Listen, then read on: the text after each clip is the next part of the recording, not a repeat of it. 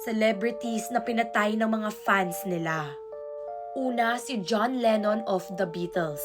Siya ay pinagbabaril ng lalaki na ito na fan ng The Beatles and specifically fan of John Lennon. Obsessed siya kay John Lennon. Chinut niya si John Lennon sa labas ng kanyang apartment. Christina Grimmie, isang YouTuber at binaril niya si Christina sa kanyang meet and greet. At ayan, kita mo na inattend niya pa yung show ni Christina. Nakakalungkot kasi rising star si Christina. Siguro kung hindi siya namatay, sikat na sikat siya ngayon. And ang ganda ng cover niya ng Titanium sa YouTube, the best.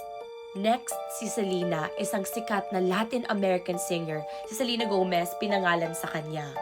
Binaril siya ng president ng kanyang fans club. Imagine nyo head ng fans club, yun ang pumatay sa kanya. Kaya pagdasal rin natin yung mga celebrities at mga artists that they are safe kasi